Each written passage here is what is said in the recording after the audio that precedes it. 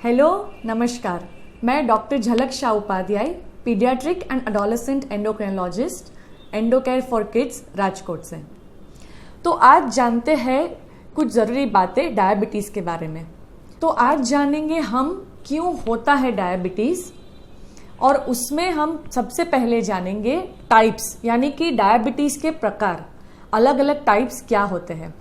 सबसे पहले हम शुरुआत करें तो बच्चों में, जिसको बोलते हैं नियोनेटल डायबिटीज, उसके बाद टाइप 1 डायबिटीज, फिर टाइप 2 डायबिटीज, और होता है MODY, maturity onset diabetes of young, और जेस्टेशनल डायबिटीज वगैरह। काफी सारे प्रकार होते हैं, लेकिन अगर हम मेन प्रकार की बात करें तो यह होते हैं।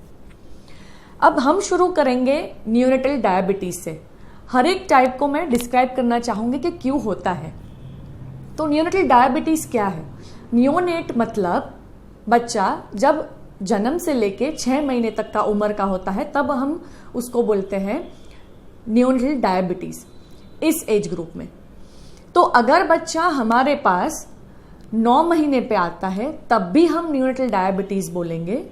और अब हमने एज बढ़ा दी है, अगर 9 महीने से 12 महीने तक के बीच में अगर बच्चा डायबिटीज लेके आता है और उसको एंटीबॉडीज नहीं है, तो भी हम उसको नियोनेटल डायबिटीज कंसिडर करेंगे।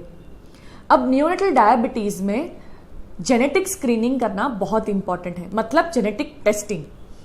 अब जेनेटिक टेस्टिंग में सिर्फ बच्चे का और पेरेंट्स का ब्लड सैंपल लेके टेस्टिंग होता है। और ये हम क्यों करते हैं?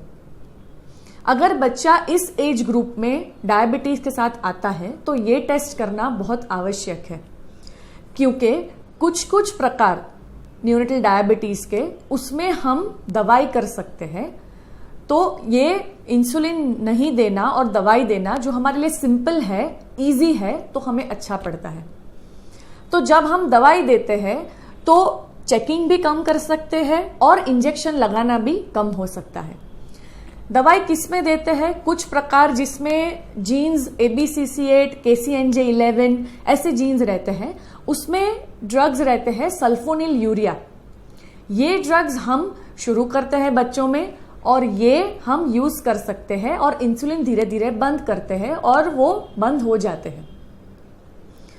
तो ये हो गई नियोनेटल डायबिटीज की बात। हाँ, कुछ ऐसे प्रकार भी है जिसमें हमें इंसुलिन देना ही पड़ता है, उसमें हम दवाई नहीं कर सकते। लेकिन ये जांच करने से हमें ये पता चलता है कि कुछ सीवियर फॉर्म भी होते हैं नियोनेटल डायबिटीज के, जिसके साथ उनको और सारे तकलीफ भी हो सकते हैं, जैसे किडनी के, लिवर के, हाइट के, बोन्स के। तो ये जांच करने से हमको ये भी पता चलेगा कि आगे इसमें और कोई तकलीफ रह सकती है नहीं, और कोई हमें टेस्ट करवाने हैं कि नहीं। चलिए नेक्स्ट टाइप पे चलते हैं, जिसको हम कहते हैं टाइप 1 डायबिटीज। टाइप 1 डायबिटीज हमने काफी सुना है। वैसे जनरल डायबिटीज की बात करें तो हाँ, टाइप 2 डायबिटीज ज्यादा देखने मिलता है और टाइप 1 कम।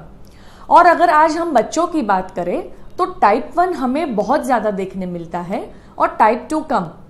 लेकिन टाइप 2 अभी बढ़ रहा है, क्योंकि हमारा लाइफस्टाइल, ओबेसिटी भी बढ़ रहा है और लाइफस्टाइल भी बुरा होता जा रहा है। टाइप 1 की बात करें तो बच्चों में ज्यादातर टाइप 1 डायबिटीज देखने को मिलता है। अब ये क्यों होता है? तो टाइप 1 डायबिटीज को हम जुवेनाइल डायबिटीज भी बोलते हैं। ये इसलिए होता है क्योंकि उसमें इंसुलिन नहीं बनता है। हमारे शरीर में पैनक्रियाज होता है। पैनक्रियाज का काम है कुछ एंजाइम्स और हार्मोन्स बनाना। जब हार्मोन्स की बात करते हैं तो उसमें पैनक्रियाज में बीटा सेल्स रहते हैं। बीटा सेल्स में से इंसुलिन बनता है। यही इंसुलिन जब ठीक से नहीं बन पाता है, बोलते हैं इंसुलिन डेफिशिएंसी। जब वो कम रहता है, जब वो शुगर नॉर्मल नहीं रख पाता है, तब हमें डायबिटीज के लक्षण देखने को मिलते हैं। अब कैसे हमें पता चलता है कि बच्चे को डायबिटीज है और टाइप 1 है? तो जैसे जो सिम्टम्स डायबिटीज के होते हैं वो हम देखते हैं, जैसे बार बार वॉशरूम जाना, मतलब यूरिन बार बार करना पड़ रहा है, बहुत प्यास लग रही है, वजन कम हो रहा है बच्चे का, बच्चा जल्दी थक रहा है, कभी कभी कॉन्स्टिपेशन भी देखने को मिलता है, मतलब कब्ज हो रहा है बच्चे को, ये सारे सिम्टम्स, और जब सीवियर होता है तो कहते हैं डायबिटिक कीटो एसिडोसिस। तो जब बच्चे उसके साथ आते हैं, एडमिट करना पड़ता है, ये सारे सिम्टम्स लेके आते हैं। लेकिन टाइप 1 डायबिटीज वाले बच्चे पतले रहते हैं।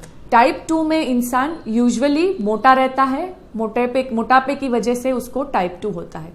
टाइप 1 में बच्चे यूजुअली पतले रहते हैं और वजन उसका कम होता जाता है। तो अब इसके क्या टेस्ट कर सकते हैं?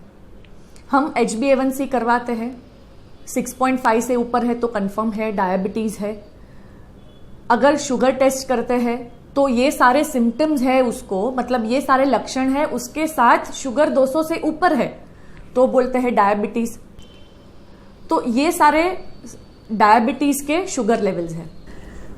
टाइप 1 डायबिटीज में हम और क्या स्पेशल टेस्ट बोलते हैं? हम एंटीबॉडी टेस्ट करवाते हैं। एंटीबॉडीज काफी प्रकार के होते हैं, जैसे कि गैड एंटीबॉडी, आइलेट सेल एंटीबॉडी, फिर insulin auto antibodies.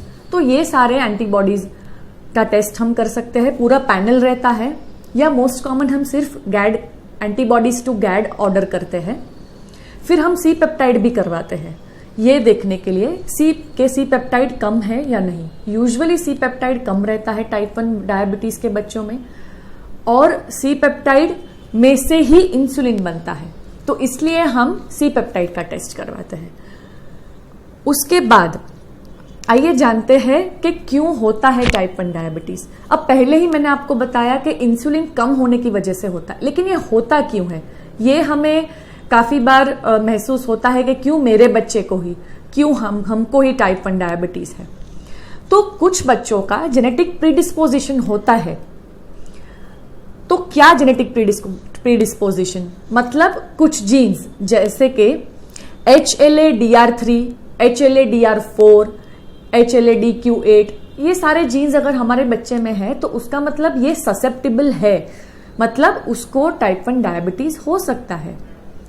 Type 1 diabetes एक ऑटो इम्यून डिसऑर्डर है। ऑटो इम्यून मतलब हमारी इम्यूनिटी हमारे खुद के बॉडी के ऑर्गन्स या खुद के बॉडी के ग्रंथियों के सामने काम करता है और उसको डिस्ट्रॉय करता है, उसको डैमेज करता है, तब जाके होता है auto immune disorder. Auto immune में और क्या क्या आता है? टाइप 1 डायबिटीज है, थायराइड है, सीलियाक है, फिर विटिलिगो जैसे कि व्हाइट पैच होना स्किन पे, ये सारे वगैरह बहुत सारे ऑटो इम्यून डिसऑर्डर्स होते हैं। ये सारे भी डायबिटीज के साथ पाए जाते हैं, इसलिए हम उसका भी टेस्ट करते रहना चाहिए हमें। और ये कैसे होता है?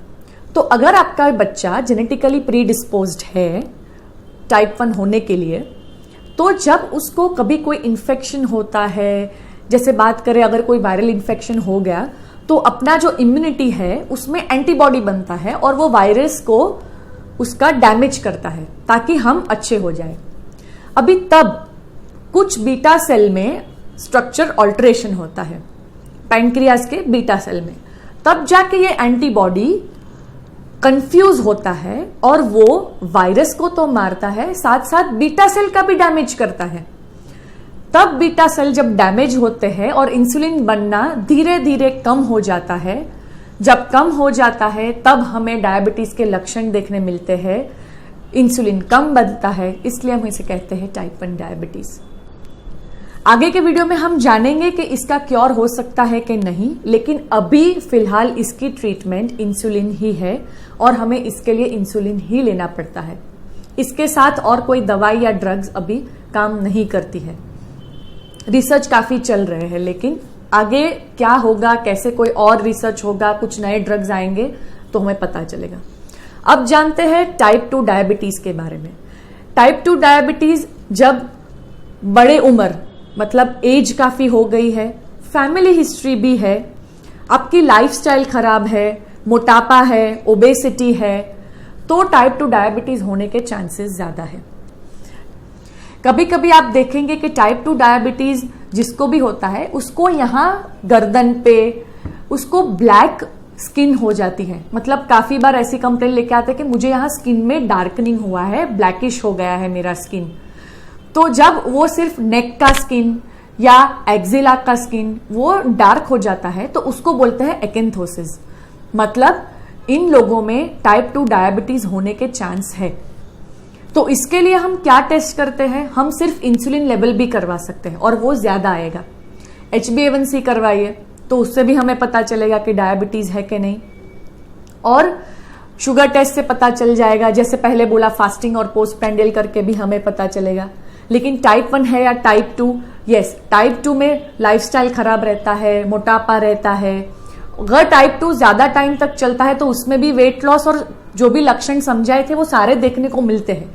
लेकिन इन दोनों में डिफरेंस लेना है तो इन टाइप 1 में हम फास्टिंग या पोस्ट प्रेंडियल सी पेप्टाइड करते हैं और इसमें हम इंसुलिन लेवल्स करवाते हैं, जिससे हमें पता चलता है कि इसमें इंसुलिन ज्यादा बन रहा है टाइप 2 में और टाइप 1 में नहीं बन रहा है। तो ये मेजॉरिटी में हम ऐसे डिफ्रेंशिएट करते हैं अगर कंफ्यूजन रहा तो। अब जानेंगे मोडी मतलब maturity onset diabetes of young. कुछ ज्यादा डिटेल में नहीं जाएंगे हम इसके बारे में। मोडी में फैमिली हिस्ट्री बहुत इंपॉर्टेंट होती है, फैमिली में चलता आता है, यंग एज में हो सकता है। इसमें भी काफी एसोसिएटेड प्रॉब्लम्स हो सकते हैं, किस किस को लिवर के या किडनी के वो रह सकते हैं। और इसमें काफी प्रकार रहते हैं मोडी में भी, और उसमें कुछ में डायबिटीज जो भी होता है, कुछ में इंसुलिन ले सकते हैं और कुछ में ड्रग्स काम करते हैं। इसमें वापस हमको जेनेटिक टेस्ट करवाने पड़ते हैं। उसके बाद हम जानेंगे जेस्टेशनल डायबिटीज, मतलब जो डायबिटीज प्रेगनेंसी में होता है।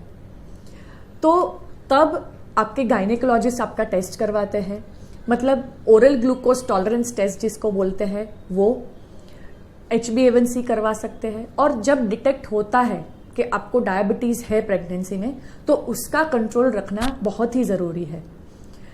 उसके लिए आप गायनेकोलॉजिस्ट और अपने एंडोक्राइनोलॉजिस्ट की सलाह लेके उसके लिए दवाइयाँ, लाइफस्टाइल मतलब खाना, व्यायाम, एक्सरसाइज, और जरूरत पड़े कंट्रोल अच्छा नहीं है तो इंसुलिन भी लेना चाहिए, ताकि आपके बच्चे के ऊपर उसकी सेहत के ऊपर खराब असर ना हो।